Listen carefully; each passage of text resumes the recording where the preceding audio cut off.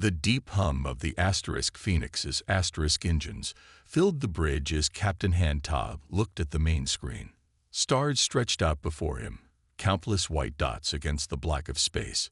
The ship, pride of Earth's Jin Dynasty fleet, moved slowly through an unexplored part of the Sagittarius Arm.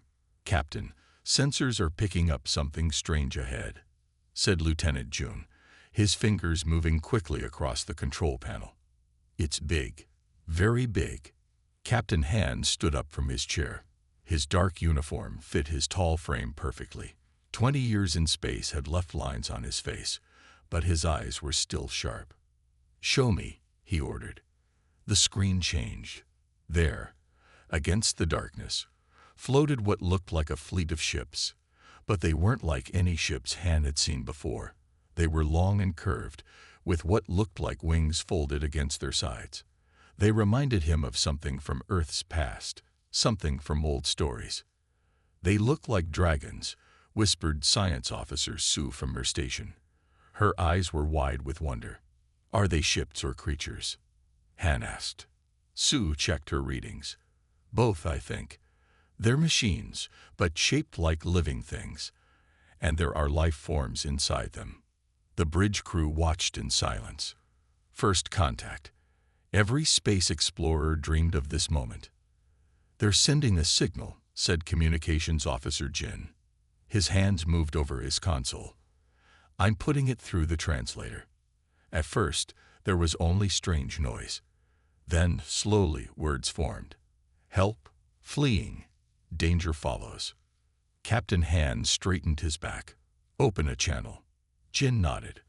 "This is Captain Hanta of the Earth vessel Phoenix *. We come in peace.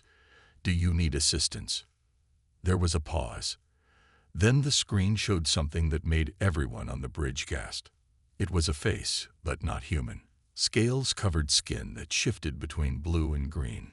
Yellow eyes with slits for pupils looked out at them. The head was long, with small horns on top. It was, without doubt, the face of a dragon.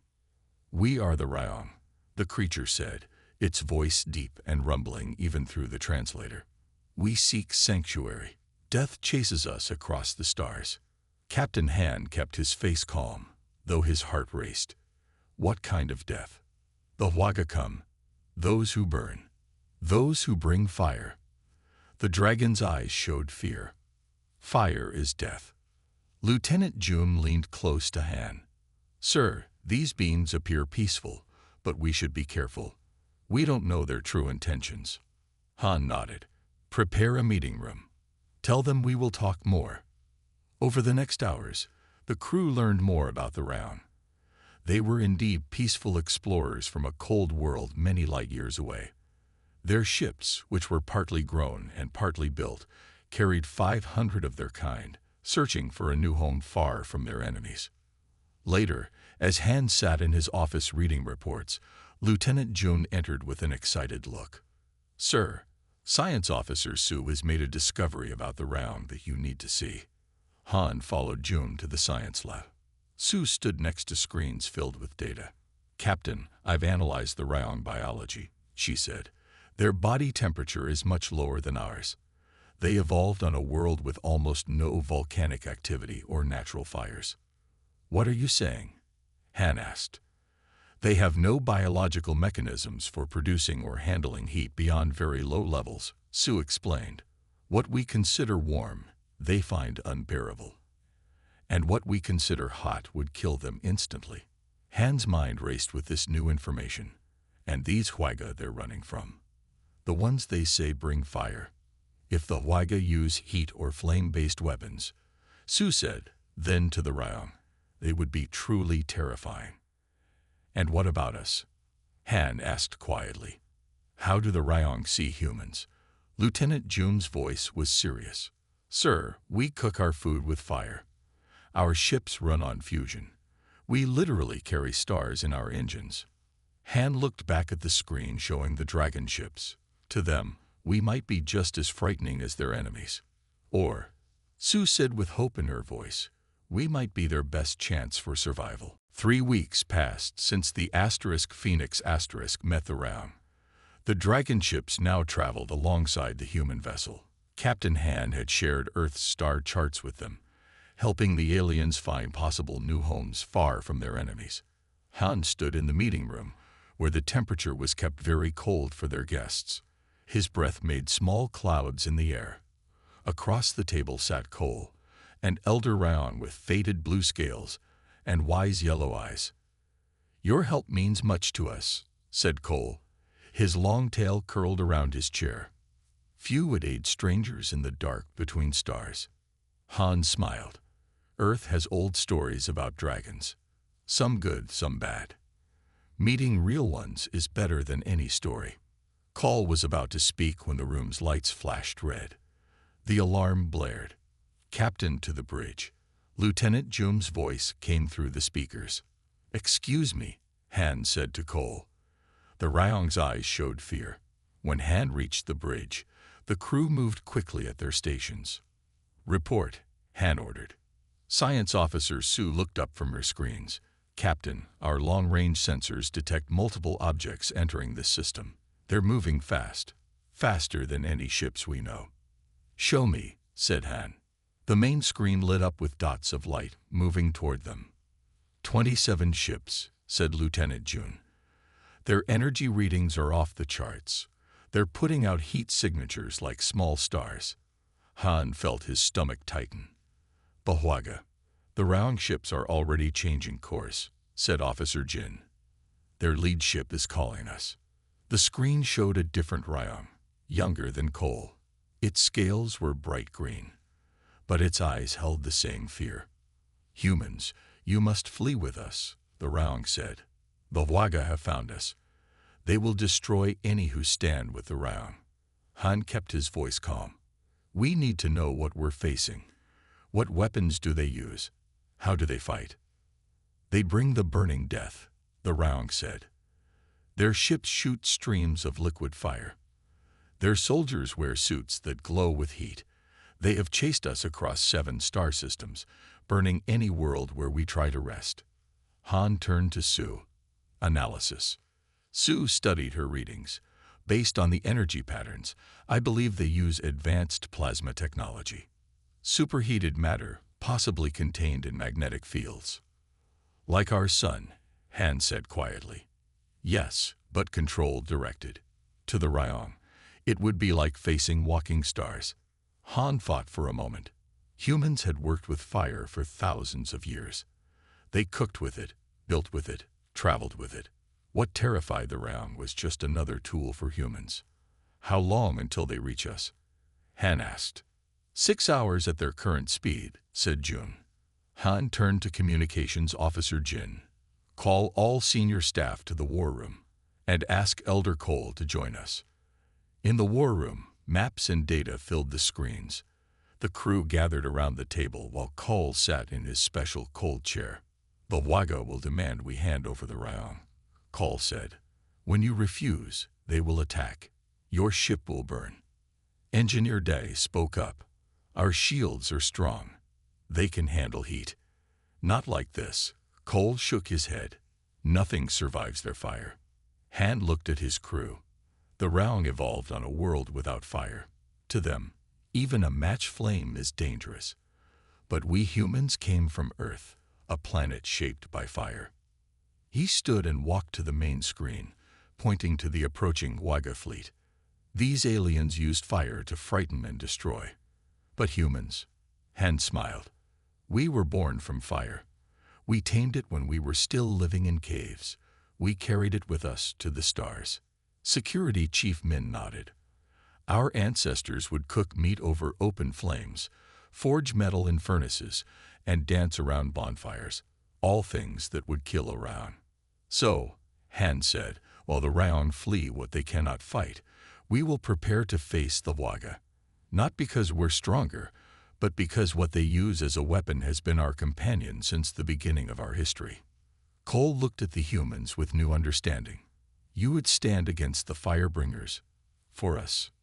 "Yes," said Han, "and perhaps teach both your peoples something new about fire, that it can create as well as destroy." The alarm sounded again. "Captain, came June's voice over the comm. Waga fleet has increased speed. New arrival time, 2 hours. Han's face grew serious. Then we have work to do. Engineer Day's hands moved quickly over the control panel. Sweat rolled down his face as he worked to boost the Phoenix's shields. The engine room hummed with energy. Around him, his team rushed to follow his orders. More power to the forward shields, he called. The Waga will be here soon. Up on the bridge, Captain Han watched the main screen. The Waga fleet was now close enough to see clearly. Their ships glowed red-orange, like metal in a forge. Even through the screen, they seemed to radiate heat. "They're hailing us," said Communications Officer Jin. Han nodded. "Put them through." The screen changed. A figure appeared that made Han's eyes widen. The alien looked almost human. 2 arms, 2 legs, a head with 2 eyes. But its skin was deep red, with lines of orange light running beneath it like veins of lava. Its eyes glowed yellow. "I am Command Fire Mech of the Waga Burning Fleet," the alien said. Its voice sounded like crackling flames. "You harbor our prey. Give us the cold ones, and we will let your ship live." Han kept his face calm. "I am Captain Han Ta of the Earth vessel Phoenix *. The realm are under our protection. We request peaceful talks." The Waga commander's eyes flared brighter. "Peace. With prey. The cold ones exist to be hunted. Step aside or burn with them." "We don't respond well to threats," Han said. "Humans have faced fire before." This seemed to confuse the Waga. It leaned closer to the screen, studying Han. "You look like us, yet you stand with the cold ones. You should fear the flame. Why do you not?" Han smiled. "Because we were born from it, shaped by it. What you use as weapons, we use to build civilization." He nodded to Officer Jin, who sent images to the Waga ship. Humans cooking over fire, welders working with torches, firefighters running into burning buildings, scientists working with plasma. The Waga commander stepped back, clearly shocked. "Impossible. No life forms can touch flame and live." "Humans evolved on a world of fire," Han explained. "Our planet has thousands of active volcanoes. Lightning strikes start forest fires. We learn to use fire, not fear it." The Waga was silent for a long moment. Then it hissed, "You lie. This is some trick." Security Chief Min stepped forward. "No trick. Would you like to see more?" Min picked up a lighter from a nearby station. With a flick of his thumb, a small flame appeared. He passed his other hand through it slowly. The Waga commander backed away from its screen. Its voice was no longer confident. "What are you?" "Just humans," said Han. "Now will you talk peace?" "There will be no peace," the Waga shouted. "If you stand with the cold ones, you will learn what real fire is." The screen went black. "They've cut communication," said Jin. Lieutenant Jun checked his readings. "Their weapons are powering up. All ships moving into attack formation." Han turned to his crew. "Battle stations. Engineer Dai, how are those shields?" Day's voice came through the speakers. "Ready, Captain. I've modified them to handle more heat than standard. But I don't know how they'll hold against weapons we've never seen before." "We'll find out soon," said Han. Through the view screen, they watched as the Waga ships spread out. The tips of their vessels began to glow brighter, like pokers in a fire. Beside the Phoenix *, the round ships trembled. One of the dragon vessels moved closer, and Elder Cole's voice came through. "Captain Han, you must save yourselves. The Waga will show no mercy." "Neither will we," Han replied. "Stay behind us." The first Waga ship fired. A stream of brilliant orange-white plasma shot toward them. "Brace for impact," Han called. The bridge crew grabbed their stations as the plasma hit the Phoenix's shields. The ship shook, lights flickered, but they held. "Shields at 82%, reported Lieutenant Jun, surprise in his voice. "They're holding better than expected." Han smiled as he gave the order. Return fire. The asterisk Phoenix's asterisk weapons charge, glowing blue against the orange fire of the Waga. Let's show them, Han said quietly, what happens when you threaten the children of flame. The asterisk Phoenix asterisk rocked as another plasma beam hit its shields. On the bridge, Captain Han held tight to his chair. All around him, his crew worked fast, their faces lit by flashing red warning lights. Shields at 64%, called Lieutenant June. 2 Waga ships moving to our left side. Security Chief Min stood at the weapons console. His hands flew over the controls as he aimed the ship's lasers, firing now. Blue beams shot from the asterisk Phoenix asterisk, hitting one of the Waga ships. The enemy vessel's shields flared orange but held. Their shields are strong, Min said, but they're designed to block heat. Let's try something else. He pressed different buttons. This time, the asterisk Phoenix asterisk fired icy projectiles, frozen nitrogen bullets. They smashed against the Waga ship's shields, which flickered and weakened. It's working, Min smiled. Their defenses aren't built for cold attacks. Han nodded. Good thinking. Keep firing. Behind them, the round ships stayed in formation, protected by the asterisk Phoenix asterisk. One of the dragon ships sent a message. Human friends. Elder Cole's voice came through. We are amazed. No species has ever stood against the Waga fire for so long. We're just getting started, Han replied. The battle continued for an hour. The asterisk Phoenix asterisk took hits but kept fighting. 3 smaller Waga ships pulled back, damaged by the human vessel's unexpected tactics. Then something strange happened. The Waga fleet suddenly stopped firing and moved away. They're retreating, June asked, confused. No, Han said. They're regrouping. They need a new plan. He turned to Communications Officer Jin. Get me Engineer Da. Da's tired face appeared on a small screen. Black marks covered his uniform, and a small burn marked his cheek. Captain, he said, the shields are holding, but not for much longer. We need time to cool our systems. Understood, said Han. The Waga have given us a break. Use it well. Han then called to the medical bay. Dr. Nam, report. The ship's doctor appeared on screen. 3 crew with burns, 1 with a broken arm. Nothing too serious yet. And our Ryon guests. Scared but safe. We're keeping them in the coldest parts of the ship. Good, said Han. During the pause in battle, Han invited Elder Cole to the bridge. The round moved carefully, staying far from any heat sources. His large yellow eyes took in everything. Your people fight with such courage, Cole said. You handle the burning weapons like they are nothing. Han walked to a small kitchen area at the side of the bridge. Watch this, he said. He filled a cup with water and placed it in a heating device. Soon, steam rose from the cup. Han put a tea bag in it. What is that? Cole asked, staying back. Tea, a drink we make with hot water. Han sipped it calmly. What would kill your people, we drink for pleasure. Cole's scales rippled in amazement. And that device produces heat. On purpose? Yes. Most human homes have many such devices. We cook with heat, warm our bodies with it, use it to make our tools. Han set down his cup. What the Waga think is their greatest weapon is just a basic part of our daily life. Before Cole could answer, the alarm sounded again. Captain, called June. The Waga are coming back. And they've brought something new. The main screen showed the Waga fleet. At its center was a massive ship, twice the size of the others. Its front opened like a flower made of fire, revealing what looked like a giant lens.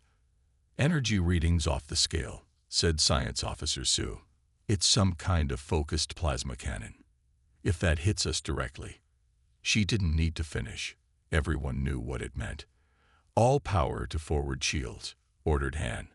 Min, target their focusing lens with everything we've got. The massive Waga weapon began to glow brighter and brighter. "They're powering up," said June. His voice was steady, but his hands shook slightly.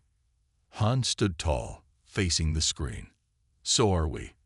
The Phoenix hummed as all its power gathered for one moment. A moment that would decide if humans truly were the masters of fire, or if they had finally met a flame they couldn't withstand. The giant HFY weapon fired. A massive beam of pure plasma, hot as a sun's core, shot toward the Phoenix. The human ship shook violently as the beam hit its shields. Shields at 42%, 36%, 29%. Lieutenant June called out. Warning lights flashed everywhere. Captain Han gripped his chair. Return fire. The Phoenix fired all weapons at once. Their shots hit the giant HFY ship but seemed to do little damage. "Their flagship's shields are too strong," Security Chief Min reported.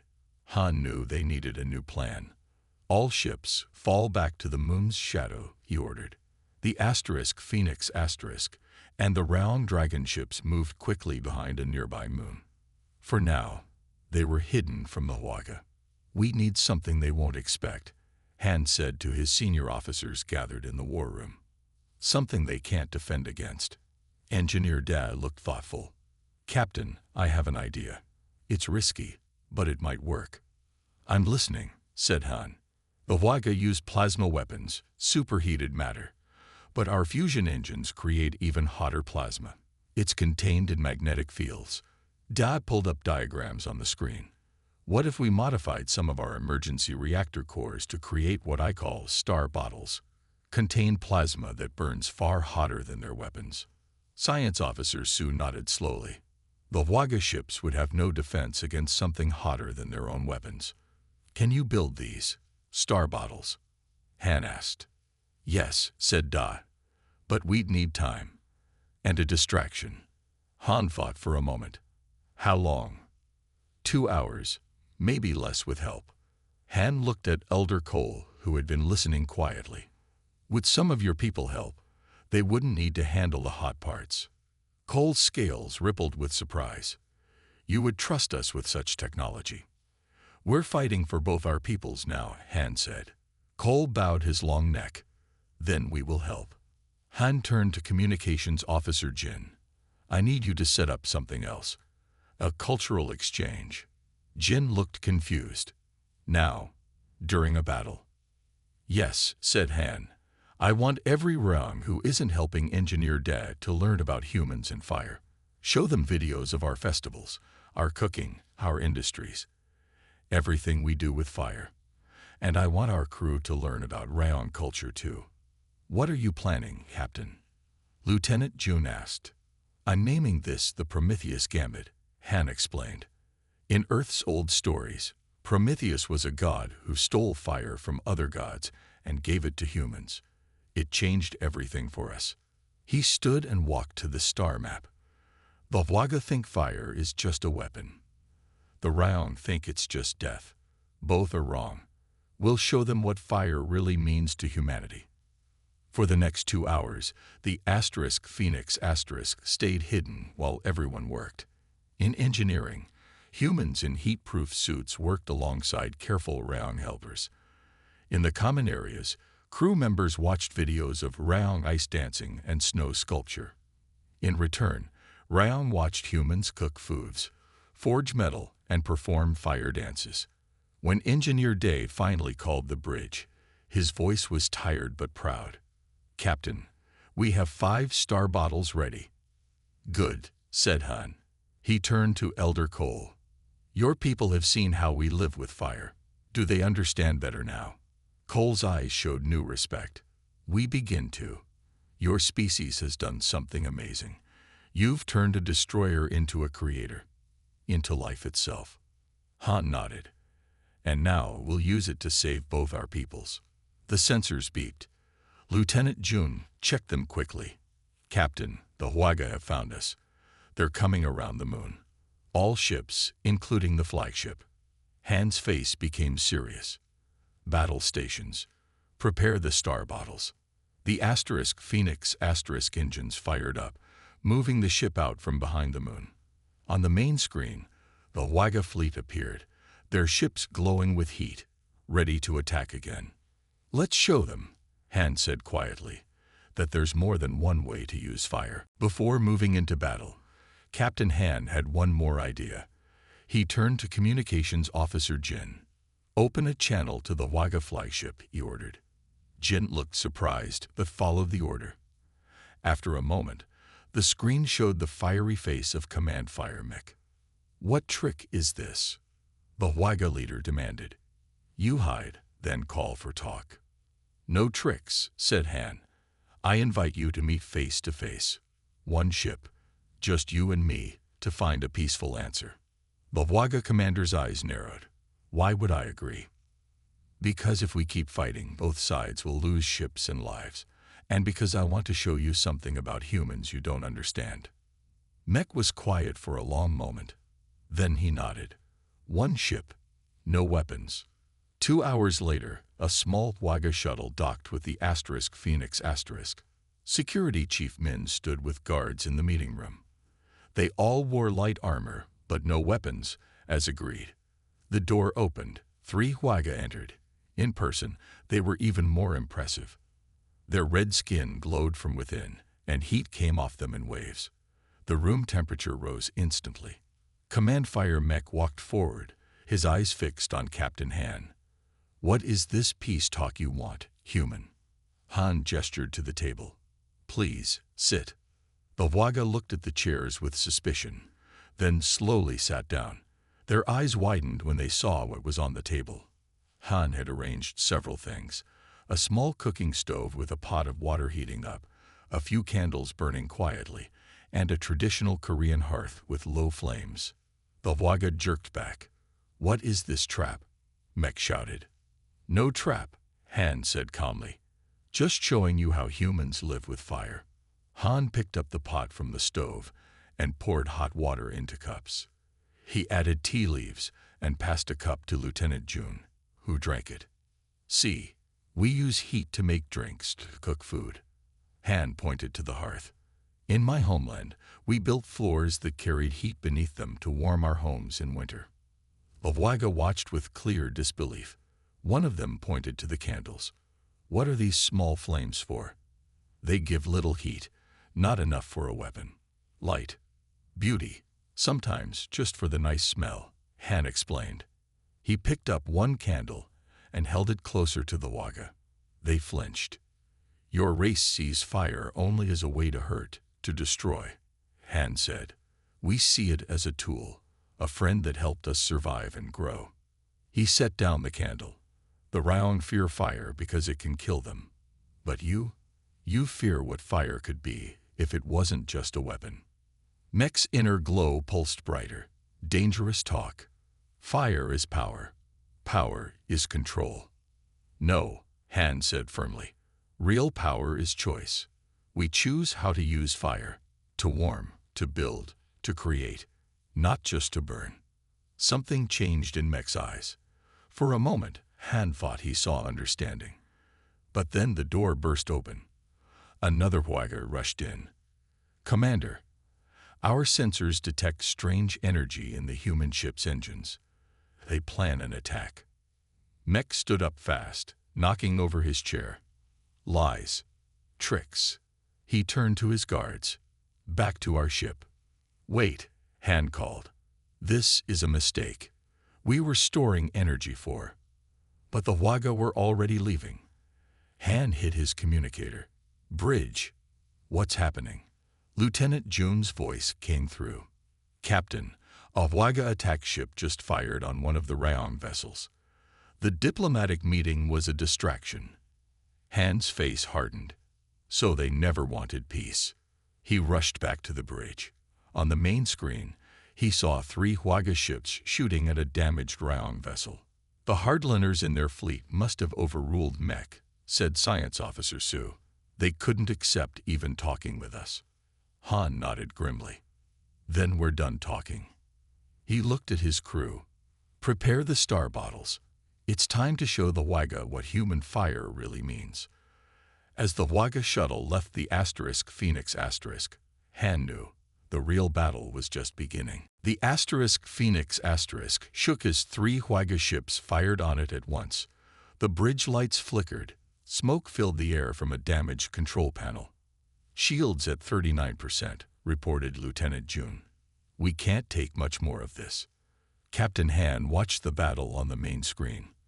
The HFY had brought all their ships this time.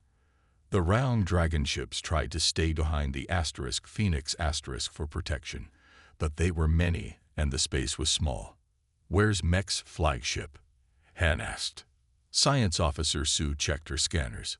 "Holding back. They're letting the smaller ships attack first." Han nodded.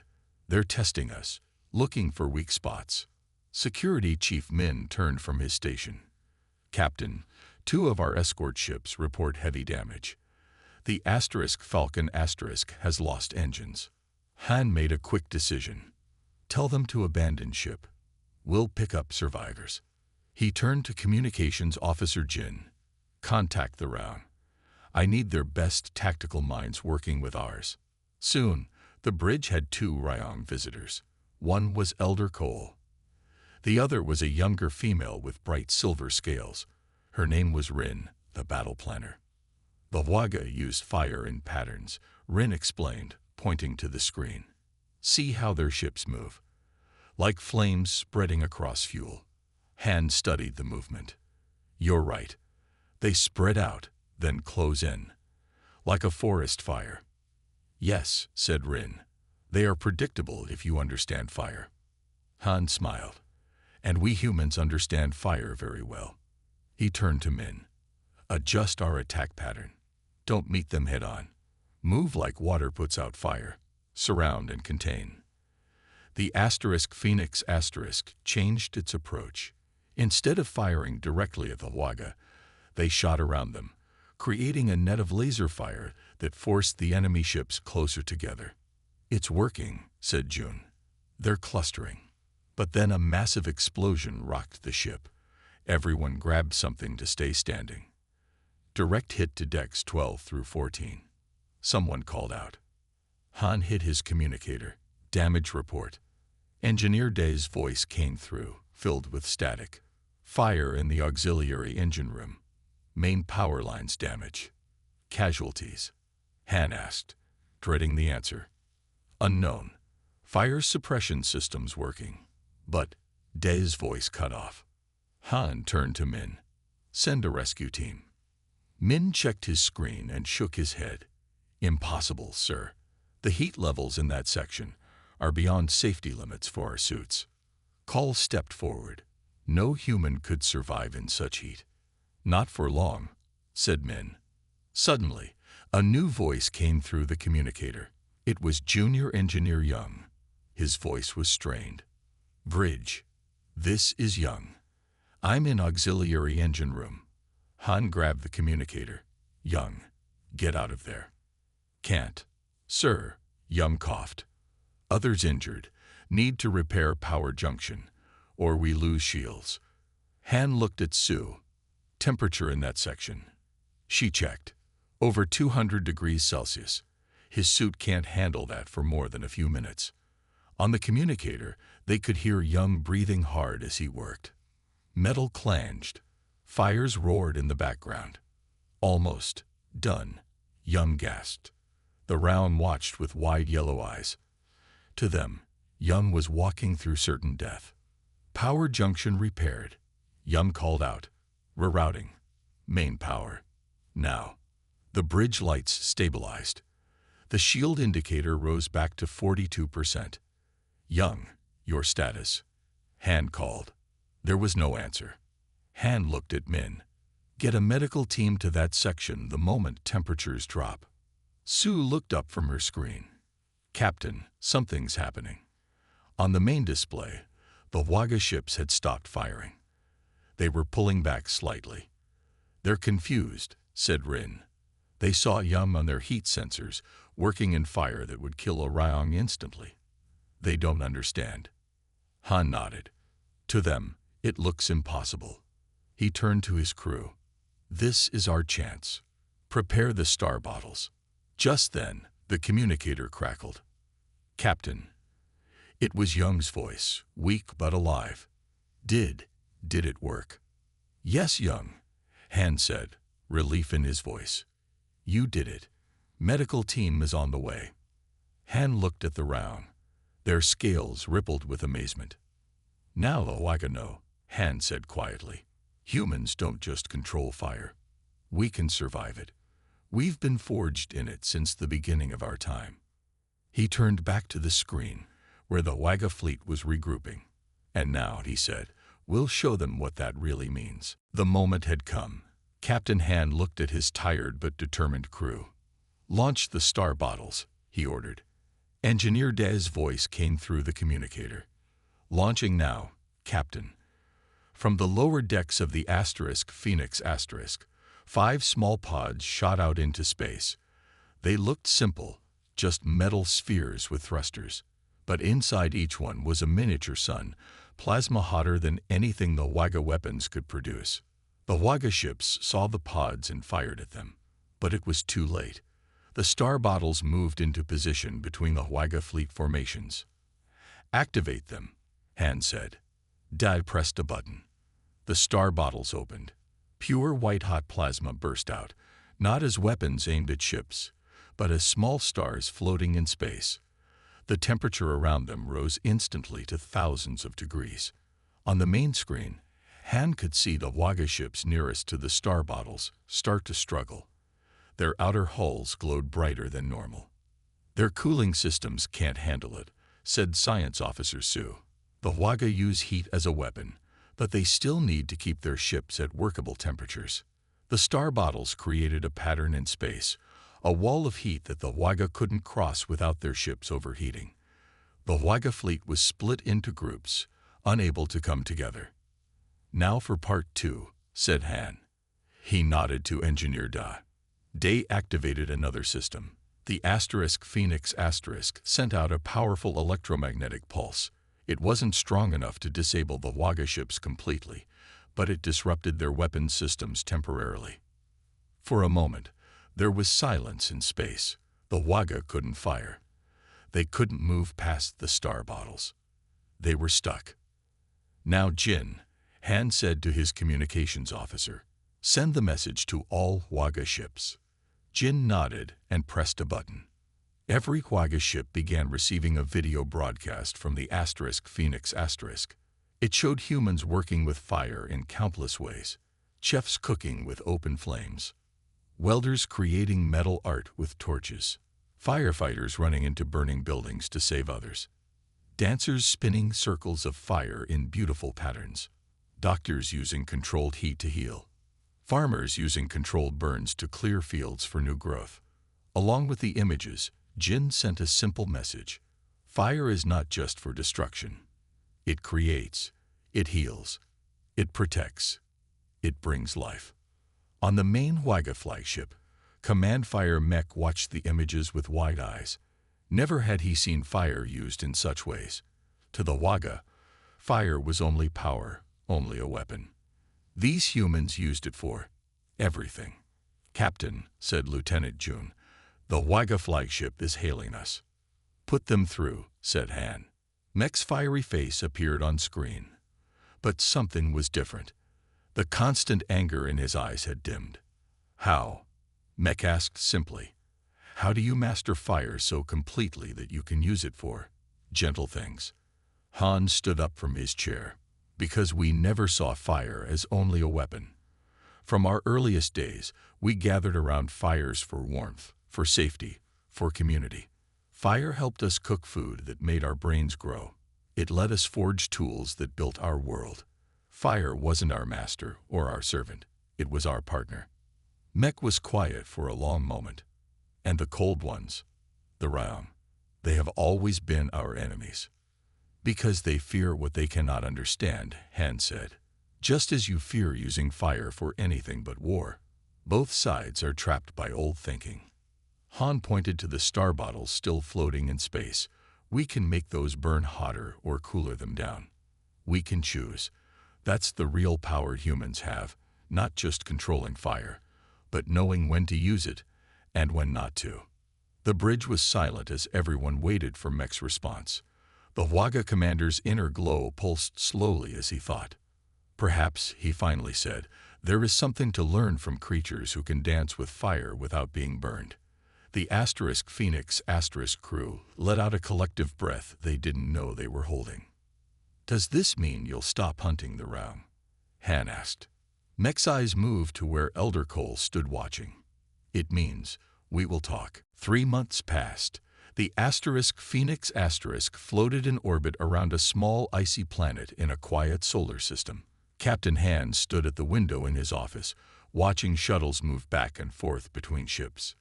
There was a knock at his door. Enter, he called. Lieutenant Jun came in with a tablet. Captain, I have the final report on the Raung settlement. Han took the tablet and read it with a smile. 5,000 Raung settled on the surface. Perfect conditions for them. Cold, stable, far from any volcanic activity. Yes, sir, said Jun. They've already built beautiful ice cities. They call this planet New Frost. Han nodded. And the Waga observers, keeping their distance but honoring the peace treaty. Their ships stay in the outer part of the system, monitoring but not interfering. Han put down the tablet and looked back out the window.